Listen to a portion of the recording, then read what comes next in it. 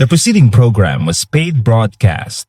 Any ideas, comments, and opinion expressed by the program hosts do not necessarily reflect the views and opinion of the station. The program and its producers are not affiliated with the station. Isang mapagpalang hapon po sa ating lahat. Tayo muli ay nagpapasalamat sa ating Panginoon sa hapong ito na tayo po ay makapagpatuloy sa ating program, The Life Way.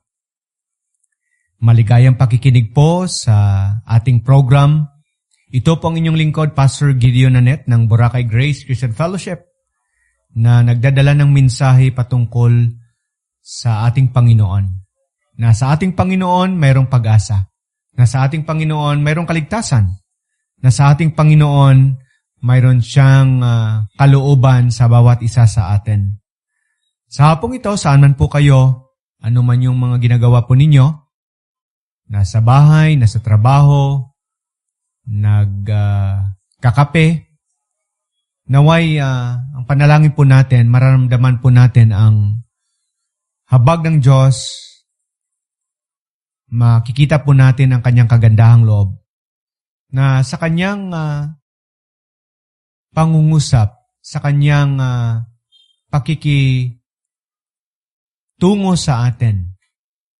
Magbibigay po ito ng kasayahan, lakas ng loob, at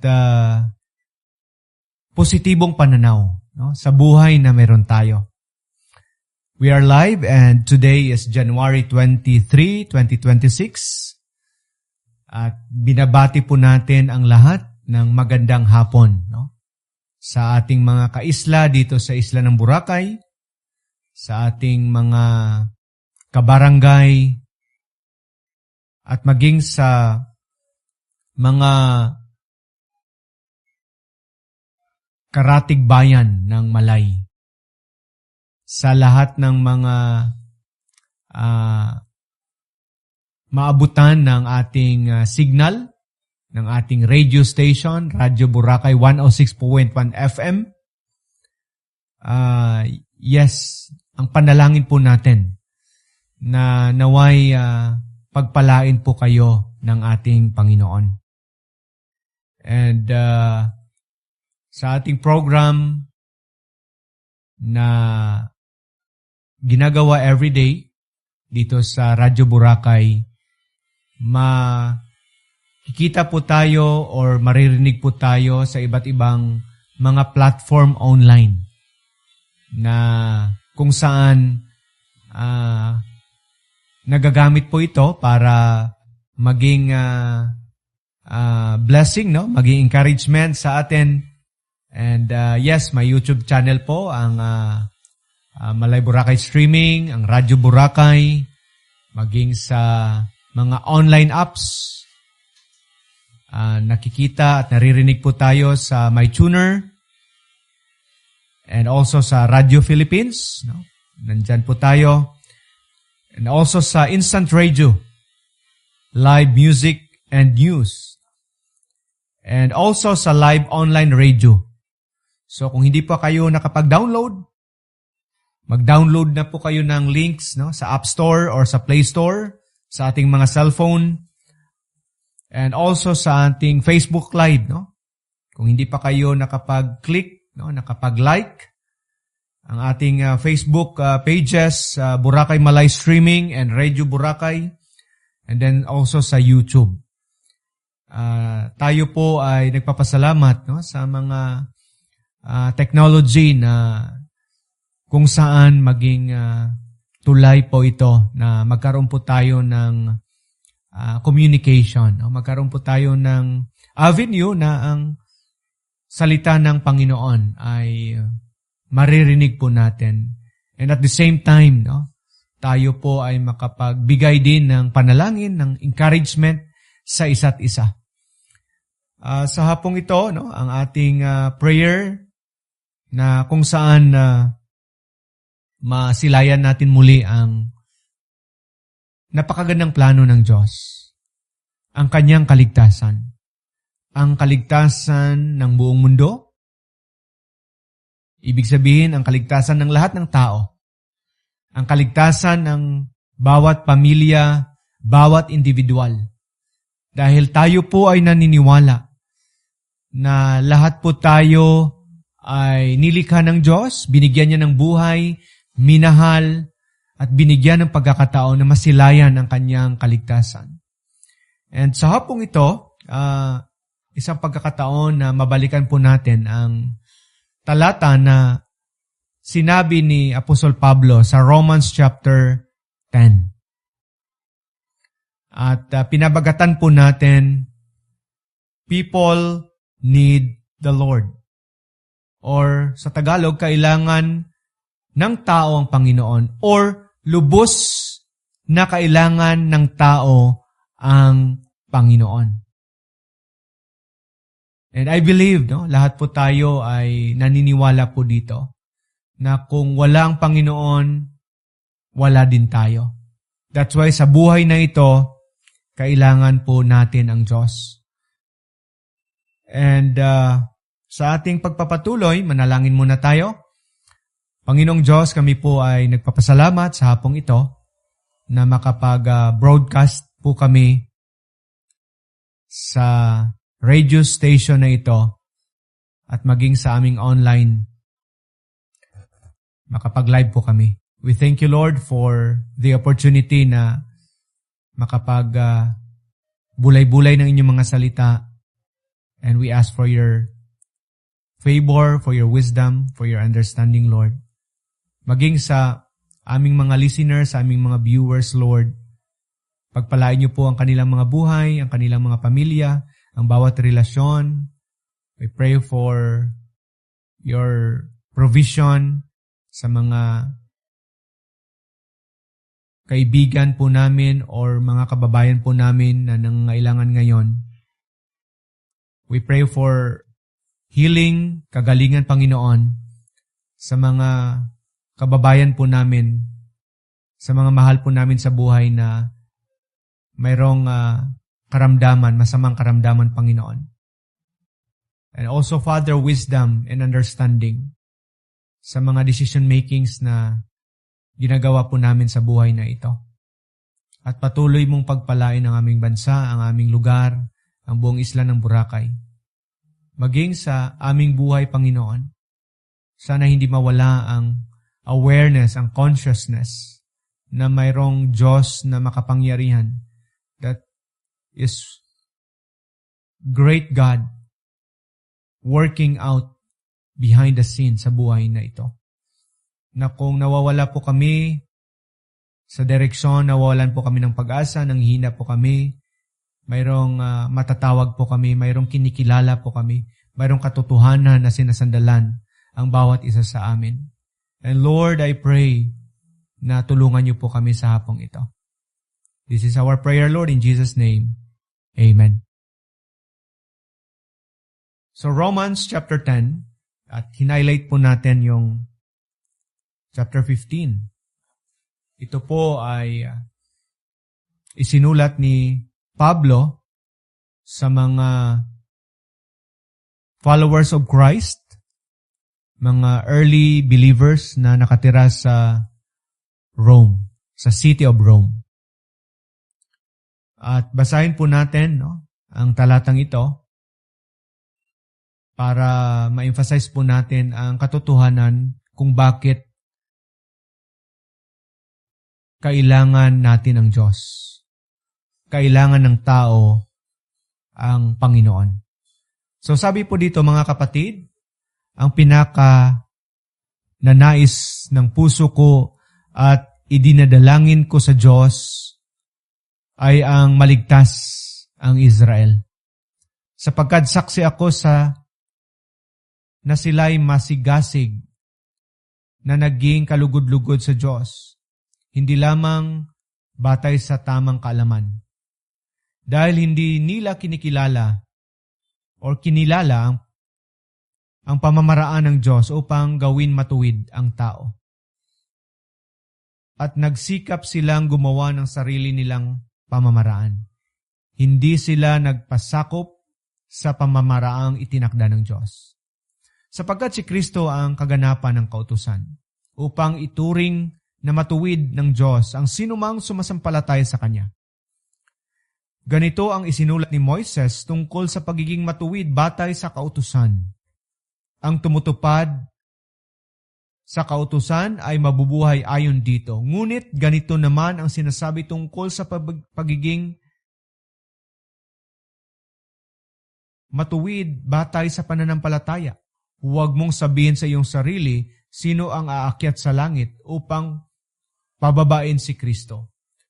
Huwag mo ring sabihin sino ang bababa sa kailaliman upang muling buhayin si Kristo.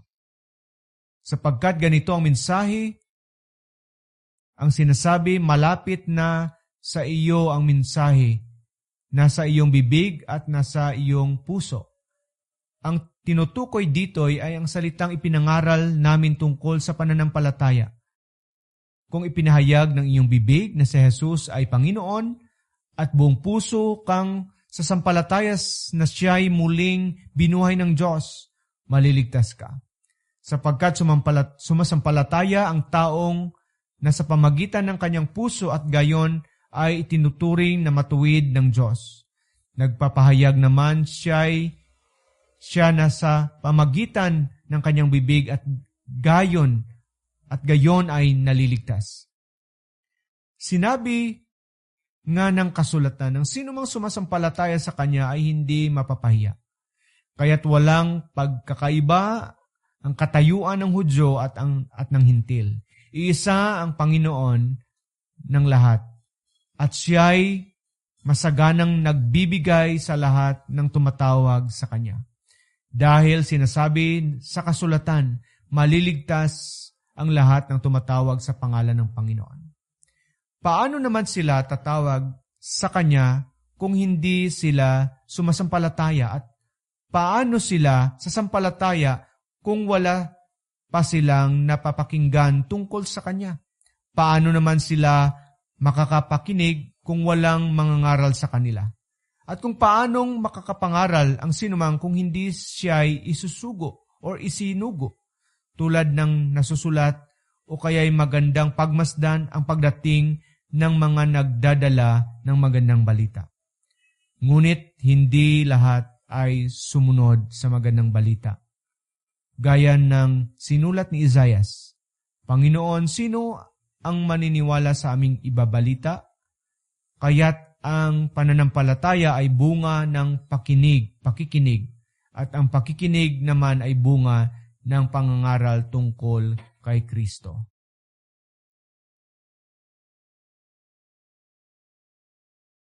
Subalit, verse 18, ang tanong ko'y ganito, hindi kaya sila nakapakinig? Oo, sila'y napakinig sapagkat nasusulat, abot sa lahat ng dako ang kanilang tinig. Ang sinasabi nila'y nakarating hanggang sa dulo ng daigdig. Verse 19, ito po ang isang kong tanong, hindi kaya'y nakaunawa ang bansang Israel? Noon pa may sinasabi ni Moises, gagamitin ko ang mga taong di naman lamang isang bansa upang kayo'y inggitin. Gagamitin ko ang isang bansang hangal upang kayo'y galitin. Buong tapa namang ipinahayag ni Isaias, natagpuan ako ng hindi naghahanap sa akin. Nagpapahayag ako sa mga hindi nag-uusisa tungkol sa akin. Subalit tungkol naman sa Israel ay siya'y at sinabi niya, buong maghapon akong nananawagan sa isang suwail at mapaghimaksik na bayan. May the Lord bless His word. Ang ini-emphasize po dito ni Paul ay patungkol sa kahalagahan ng kaligtasan. Ang kaligtasan na ipinahayag ng Diyos mula pa noon in the Old Testament at maging sa New Testament hanggang sa atin ngayon. And kung ating mabalikan, in-emphasize niya po dito na maunawaan po natin ang kaligtasan ng Panginoon sa pamagitan ni Hesukristo. Marinig po natin, mapasa kamay po natin, mauunawaan po natin, at mapaniwalaan po natin at mararanasan po natin.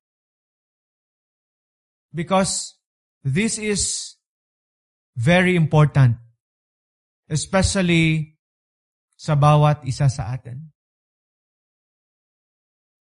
Dito rin inihayag ni Apostol Pablo kung bakit kailangan po nating maligtas, kung bakit kailangan po natin ang Panginoon. Romans 3:23, ang lahat po ay nagkasala. At ang bayad sa Romans 6:23, ang bayad po ng kasalanan ay kamatayan. That's why, ang emphasis po dito sa chapter 10, makita po natin that we need God. We need God in our lives. We need God in our family. We need God in our community. We need God in our country. We are dependent.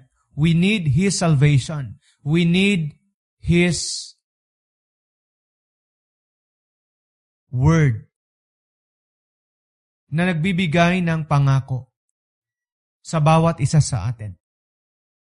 So una po dito, ang makita po natin sa verse 1, that ang desire ni Pablo na ang mga Hudyo ay makatanggap at makaranas ng kaligtasan. His desire and prayer that Israel might be saved. Salvation comes from the Lord. Salvation belongs to the Lord. That's why kung ang tao po ay hindi lalapit, hindi kumilala, hindi sumusunod sa Kanya, hindi po ito makakaranas. Hindi po ito makakatanggap. Hindi po ito makapag-unawa ng kaligtasan ng Diyos. So sa buhay natin, we need to come unto the Lord. We need to believe personally on the person of the Lord Jesus Christ. Because by believing on the Lord Jesus Christ, we can obtain our salvation. We can receive salvation. Ang problema po dito, highlights ni Pablo. From verse 1, verse 2, verse 3. Na ang mga Hudyo, although na biniyayaan po sila ng Diyos, naging sikat po sila, naging bida po sila, parang bida, no? In the Bible na mula kay Abraham hanggang sa New Testament, na-highlight talaga yung Israel. But not all Israelite believe on God. Believe on the Lord Jesus Christ. That's why nakakalungkot at si Pablo nalungkot personally na maraming mga Hudyo ang hindi naligtas at maligtas. Kahit na malapit po sila sa Diyos. Kahit na mayroong salita po sila ng Diyos. Kahit na nangungusap po ang Diyos sa kanilang buhay. Sabi niya sa verse 2, they have a zeal for God. Reliyoso, mayroong grupo, mayroong ritual. But sabi po dito, they have a zeal for God but not according to the knowledge. Knowledge is very important. Knowledge of the truth. Knowledge to the truth of God. And we have the Word of God that will lead us to understand kung ano ang Diyos, sino siya, anong ginawa niya, paano tayo naligtas, ano ang rason kung bakit po tayo maligtas. Kasi kung hindi po natin ibabase ang ating pagkikilala sa salita ng Diyos, yes, mayroong religion, may zeal, very devoted, but not according to the knowledge of God. Yes, it's very important. Dahil ang tawag po dito ni Pablo, they were lost in the sight of God. So pwede pa lang sa buhay natin, mayroong religion po tayo, we are so devoted, but in the sight of God, still we are lost. Pwede tayong maging zealous, fanatic, but pwede tayong maging lost. Pwede tayong maging sincere sa harapan ng tao. Even masasabi po natin, Lord, I'm opening my heart to you.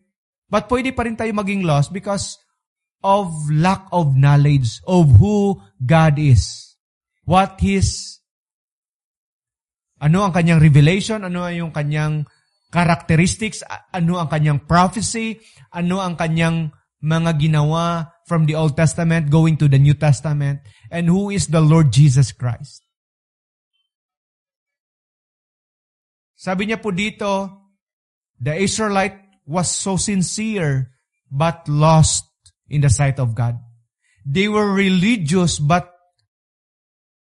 unsaved. Take note. They were religious but hindi ligtas. Hindi sigurado sa kaligtasan.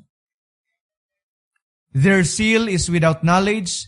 Their passion is without the truth. And that passion would leads to destruction. Yes. Pwede pala na passionate tayo.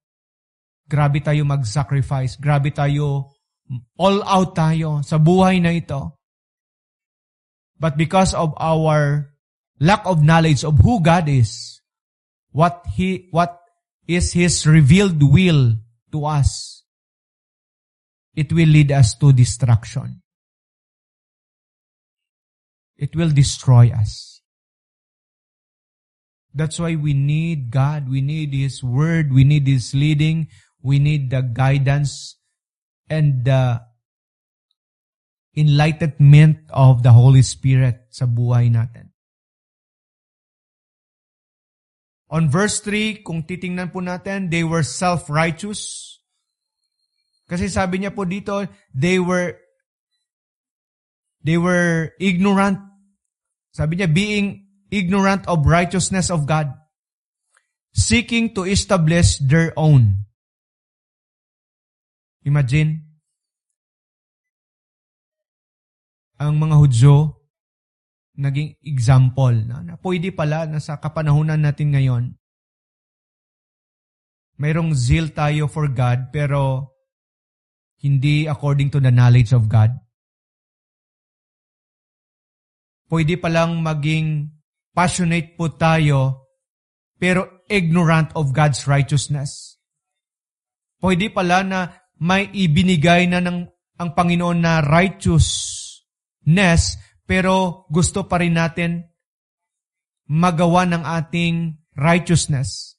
At ang tawag po dito, self-righteousness. Because the Israelites have tried to establish their own righteousness. They rejected God's righteousness. They attempted, kung titingnan po natin, seeking to establish their own, they did not submit to God's righteousness. For Christ is the end of the law, for the righteousness to everyone who believes. In short, kung titingnan po natin, ang Diyos nang nagbigay ng daan para maligtas, sila ang gumawa ng daan para maligtas. Ang Diyos na ang bumaba, galing langit papuntang lupa, sila ya ang gustong umakyat para maligtas sa kanilang kakayanan. Kung mabalikan po natin yung law, no, yung mga commandments, yung 10 commandments. Ang sabi ng law, obey all the commandments and be saved and be perfect. But as we consider ourselves, no one is righteous. Walang makaka-perfect sa law. So may problema talaga. Para maligtas at makapunta po tayo ng langit, we need to be perfect. But the problem is no one is perfect. Yun yung sabi ng law. So ngayon, magtatanong tayo, sino yung makakatulong sa atin? Then here comes ang lawgiver, which is God Himself, pinadala ang kanyang bugtong na anak, a perfect sacrifice, a perfect person. And He fulfilled all His law for us. Ginawa niya, siya yung nag-perfect. And because of Christ's life, death, and resurrection, sabi niya sa verse 5, for Christ is the end of the law for righteousness to everyone who believes. Kaso lang, maraming nag-reject, maraming nag-deny. Ang sabihin, good works po natin, religion po natin ang makakaligtas. Maging mabait, maging magsakripisyo, lahat na lang magbayad. And still we are doing the same problem. Kung ano yung problem na ginawa ng Hudyo, same problem pa rin ang nagagawa natin ngayon. Not all, but marami. Na ang kaligtasan ay sa biyaya ng Diyos sa pamagitan ng pananampalataya. Hindi sa ating mga gawa, hindi sa ating mga reliyon, hindi sa ating mga sarili, hindi sa ating kakayanan. It is only by trusting Christ as our Lord and personal Savior. And this is the gospel. Why? Regalo ng Diyos, hindi natin nabayaran, hindi natin nasakripisyuhan, but kusang ibinigay ng Diyos sa lahat. At ang makakatanggap nito ay magkaroon ng kaligtasan.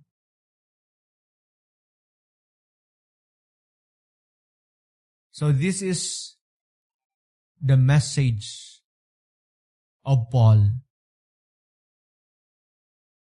to the believers and to everyone. That we need the Lord. We need Jesus for our salvation. Without Christ, without Jesus dying on the cross, without His death and resurrection, there is no salvation. But because of Christ, He died and He was resurrected. There is God's righteousness apart from the law that brings salvation. That's why sabi niya sa verse 9, if you confess with your mouth that Jesus is Lord and believe in your heart that God raised Him from the dead, you will be saved. And on verse 10, for with the heart one believes and is justified, and with the mouth one confesses and is saved. For the scripture says, everyone who believes in Him will not be put to shame.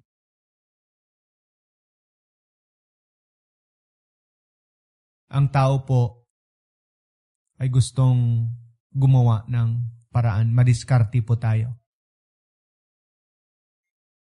Pero walang diskarte, walang ibang kaparaanan ang kaya makapagligtas po sa atin. If we do our own salvation through our church, through our religion, through our own doing, mapapahiya lang po tayo pagdating ng panahon.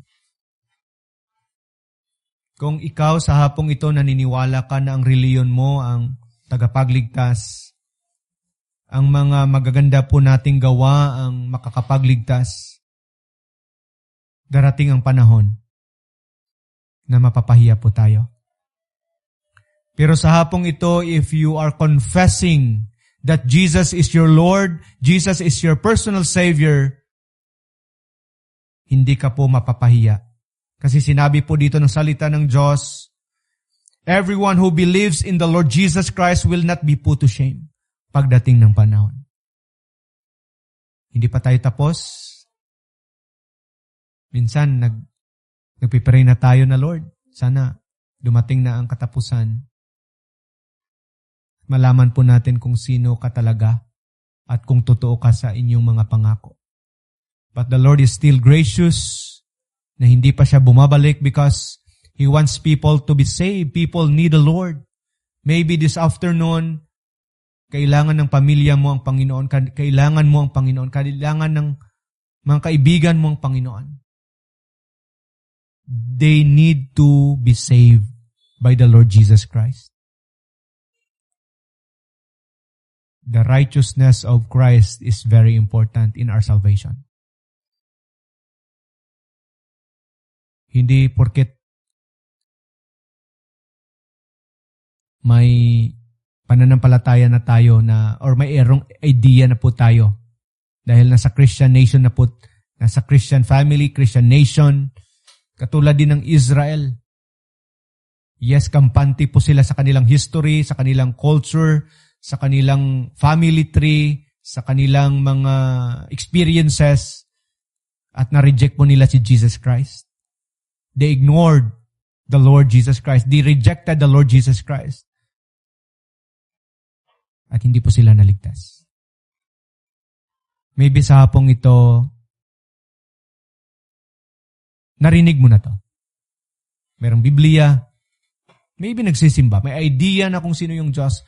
But personally, hindi mo pa pinagkatiwala ang buhay mo sa Panginoon. Kasi kailangan talaga personally ipagkatiwala yung buhay po natin kay Jesus Christ. Because by trusting the Lord Jesus Christ, it means we are trusting His righteousness alone. Kung hindi po tayo nagtitiwala kay Jesus Christ, baka ibang righteousness ang pinagkatiwalaan po natin. Maybe righteousness ng ating church, ng ating religion, ng ating group, ng ating family, ng ating good works. Hindi po yan oobra pagdating ng panahon. For now, maybe, masabi po nating umobra, I have my church, I have my religion, I have my family tree, I have my own doing. It's good. I feel better. I feel safe. But pagdating ng kamatayan, whose righteousness is ang i-require ng Lord. It's God's righteousness through Christ, His Son, the Lord Jesus Christ. So we need to confess that Jesus is Lord. We need to fully trust the finished work of the Lord Jesus Christ. And we need to live in following Him. If you really trusted the Lord, it means you belong to Him. You follow Him. At magre-resulta po ito ng worship. Magre-resulta po ito ng obedience. Magre-resulta po ito ng willingness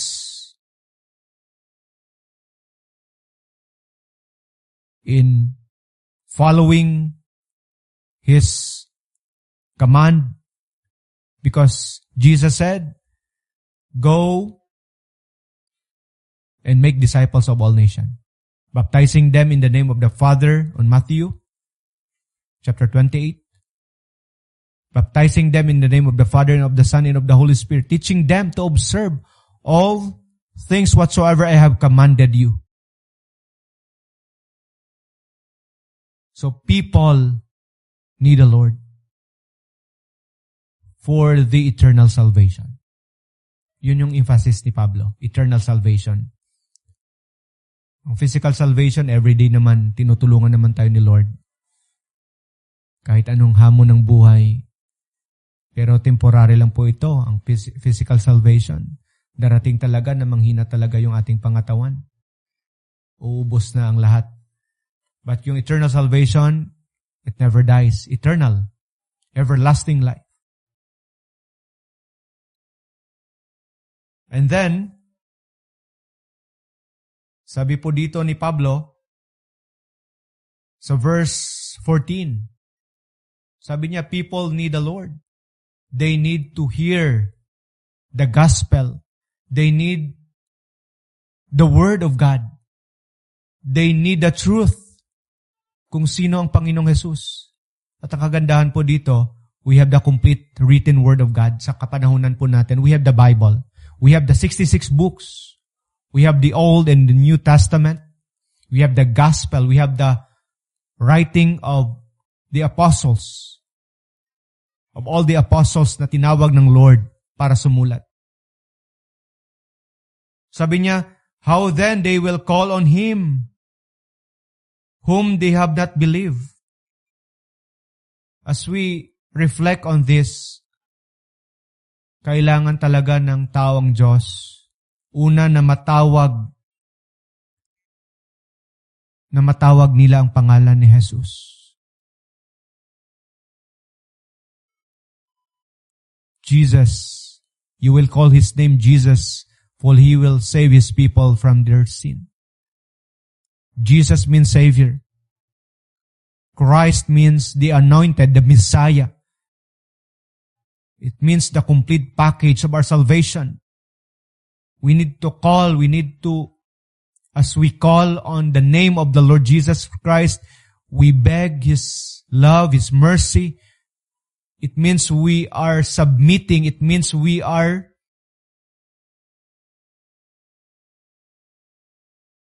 agreeing. Nag-agree po tayo. Nagpapailalim po tayo. Kumikilala po tayo. Gusto po natin. When we call on Him as our Lord and personal Savior, it means wala nang plan B. Only plan. Ang tawag natin dyan, do or die. Lord Jesus, our only hope, our only and final hope. So sabi niya, people need the Lord. People need His word, the truth about the Lord Jesus Christ. So they need to call Him. But sabi niya, hindi po nila matawag ang Panginoon kung hindi po sila totoong sumasampalataya sa Kanya. Calling Jesus as your and personal Savior involves faith. Faith in Him. Hindi obra yung pagtawag lang sa bibig pero walang lalim sa puso. It takes faith to call on Him, Lord Jesus. Save me. It takes faith na i-transfer po natin yung ating loyalty from ang previous po natin. Akala natin religion yung makakaligtas. Akala natin tayo yung makakaligtas. Akala po natin pera yung makakaligtas. But hindi pala. Si Jesus. And then on verse 15, sabi niya po dito, on verse 14, they need to call on Him, they need to believe, and they need the truth. Ang katotohanan po. That's why ang challenge po natin sa mga naligtas na, mga tagasunodan ng Panginoong Jesus, mga nakaranas na ng kaligtasan, we need to bring the message of the truth. We need to bring the message of the gospel. We need a word na maibahagi po because this is the only way. We need to share the gospel. We need to lead Bible studies. We need to lead Bible reading. We need to post the Word of God. We need to share in season, in out of season. We need to warn people. We need to declare that Jesus is the only way to heaven. We need to pray like Paul. Nasabi niya, yung desire ko, yung prayer ko na maligtas po sila, na marinig po nila ang salita ng Diyos. That they will get to know the Lord Jesus Christ as their Lord and personal Savior. But paano naman sila makatawag? Paano naman sila sa sampalataya? Paano nila marinig kung walang someone? Sabi niya po dito, how are they to hear without someone preaching? Mga kapatid, mga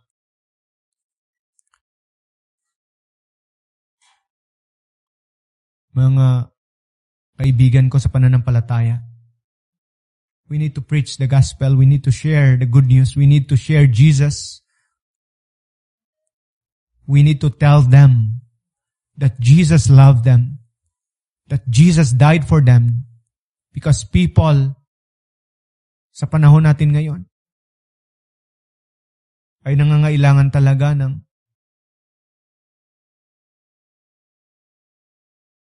pansin.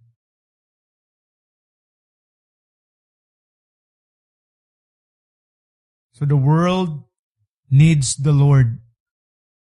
The lost world cannot believe without hearing, and the message of Jesus Christ must be proclaimed, and everyone na mayroong Panginoong Jesus must be a messenger. It is because people need the Lord. People need the Lord.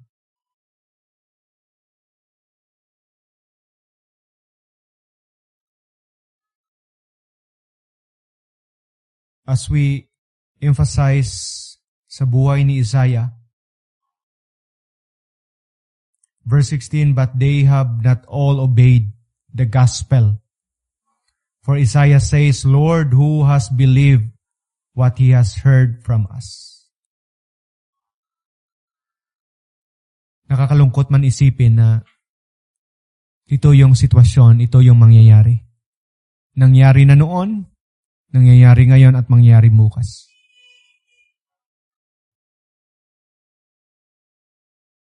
Minahal tayo ng Diyos. Binigyan tayo ng pagkakataon ng buhay na marinig at masilayan ang kanyang kaligtasan. Gusto niya tayong lahat maligtas, dalhin sa kanyang kaharian. Pero hindi lahat maligtas, hindi lahat makaranas at makatanggap ng kaligtasan dahil hindi lahat naniniwala or naniwala. At nakakalungkot po mga kapatid, mga kababayan, na ang panawagan ng Diyos ay binabaliwala po natin.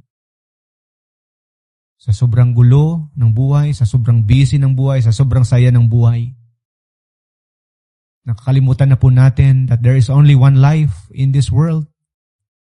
And Jesus is coming soon, and there is coming judgment.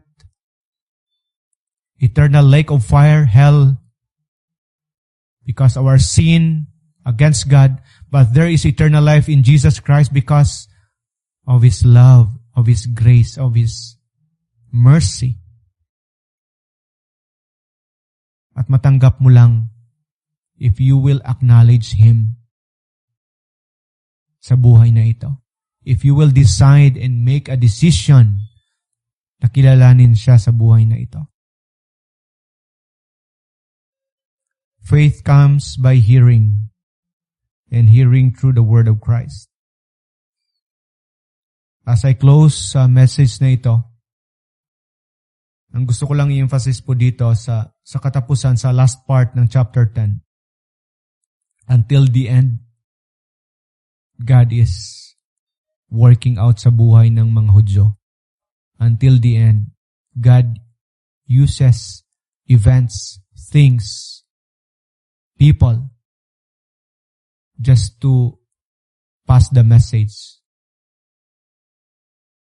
Kung mababasa po natin yung book of Ezekiel, lahat na lang ginawa ng Diyos para bigyan ng lesson, bigyan ng message, bigyan ng reminder, bigyan ng warning, bigyan ng katotohanan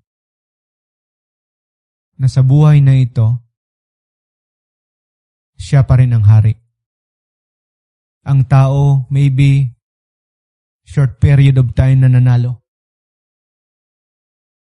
Masabihin na panalo siya sa buhay na ito, but in line sa salita ng Diyos, as we reflect sa salita ng Diyos, panalo pa rin ang Panginoon mula sa simula hanggang sa katapusan. And the only way to win this life is to have God. And we need God sa buhay natin. Hindi man natin lubos na maintindihan sa ngayon, 100%. But yung example, yung testimony, yung truth about in the past, in the present, and in the future is enough for us to reflect that our God really is a loving God. He is really good. That in the midst of our sins, in the midst of our shortcomings, of our failures, He is always there looking at us, calling people to repent from their sin and back to Him. Until the end, God is calling. Kasi may katapusan man ang mundo. May katapusan ang lahat ng ito. Pero hindi sumuko ang Diyos hanggang sa pagdating ng kanyang paghuhusga. At mga kaibigan, habang wala pa yon, the prayer of Paul ay patuloy na nag-i-echo sa atin. My heart's desire and my prayer na ang lahat po ay maligtas. At ang salita niya nagsasabi ng kaligtasan na sa kay Kristo Jesus lang, sa kanyang righteousness, magkaroon ng pagbabago. Paano po natin ma-achieve? Paano po natin makamtan? Paano po natin matanggap po ito? If we will call on Him, believing in our heart, confessing with our mouth, deciding na Panginoon, pagod na ako sa buhay na makamundo at makasalanan. Takot ako na mapunta sa lugar na kung saan wala ka doon. At gusto kong masilayan ang inyong kagandahang loob. Kung sino ka talaga sa buhay na ito, Lord, save me. I want you to be my God and personal Savior. And this afternoon, if yun yung prayer mo, yun yung decision mo, yun yung desire mo, hindi ko alam. Hindi po ito patungkol sa church namin or sa religion po namin. It's not. It is your relationship. It is your response sa panawagan ng Diyos. And God will honor your prayer. God will honor your faith. God will accept you kung saan ka man sa hapong ito. And please read and reread this passage on Romans chapter 10. Because it talks about our life, our salvation, our need of God sa buhay na ito. Like Apostle Paul, yes, impossible with us, but with God, nothing is impossible.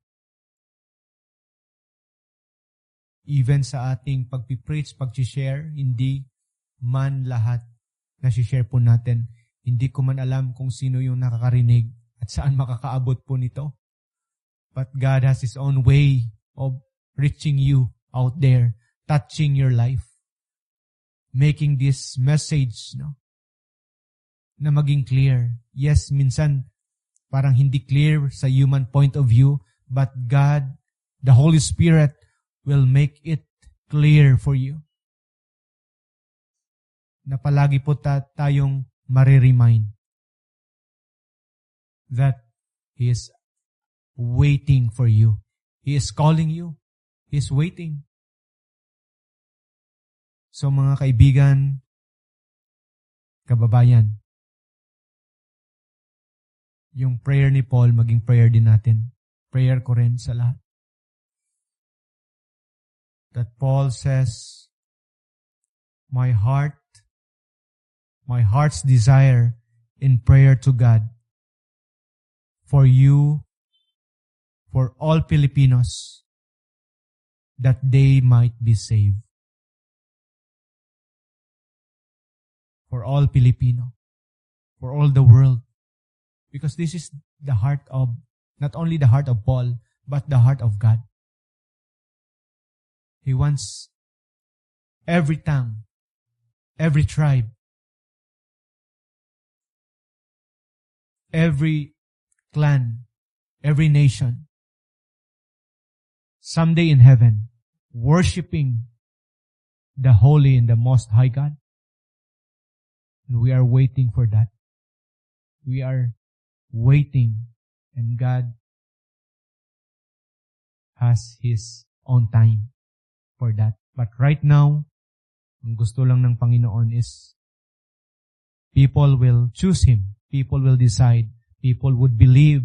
People would call upon Him for their salvation, for the forgiveness of sin, for the righteousness of Christ. That apart from Christ, there is no righteousness. But because of Christ, we can be righteous. So may the Lord bless this word. Muli, patapos na yung buwan ng January. Happy New Year. So change na tayo next week. Second month of the year, February. And may the Lord continue to bless each one of us. At patuloy lang tayo. So muli, magandang hapon po sa ating lahat. Gusto ko lang batiin po yung ating mga kaibigan dyan sa Bacolod, Pastor Joshua Ripiki. And also sa ating Kanite Bowlers, si Bro Jericho Kahilig. And then yung ating kasamahan sa Bacon, Pastora Angel. Good afternoon. Magandang hapon din sa kay Dilay dyan sa Manila. Sa ating matipunong kaibigan, kasama sa kape at sa gawain, Pastor Don David, magandang hapon. And from Davao, Ate Marit, magandang hapon po sa inyo dyan. Maging sa aking kapatid na siguro nakarating na ng Iloilo, kay Tata, at maging kay Coach Nonalyn dyan sa Katipunan, Buruanga. Good afternoon po sa inyo. So muli, nawa ang paggabay ng Panginoon makita po natin. So we will close in prayer, and mayroong pahabol pa sa ating mga viewers online, sa Viewers Radio Boracay, kay Gia, magandang hapon. And also sa mga kaibigan natin dyan sa mainland. Sa ating mga kabarangay dyan sa mainland. So good afternoon. So let us pray, Lord. Once again, we praise you na patuloy kang nagbibigay updates, reflections, truth, instructions. Lord, thank you for your testimony sa buhay nila Pablo at sa mga early Christians, that we have your word right now na mapanghahawakan, na mayroong basihan ng lahat, Panginoon. Lord, salamat sa kaligtasan na ibinigay ng aming Panginoong Hesus, maging sa pag-uunawa at kapangyarihan, Panginoon, na wala sa amin kundi sa inyo, Panginoon.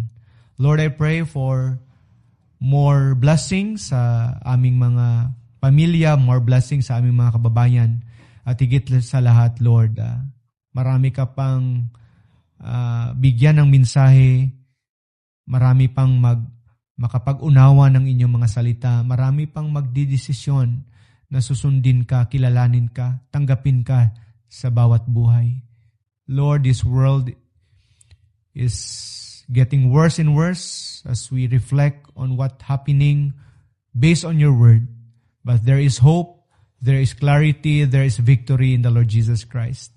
May you bless this radio station. May you bless our lives, Lord. May you bless our fellow preacher online. Continue to be with us, Father, as we wait for your coming, Lord.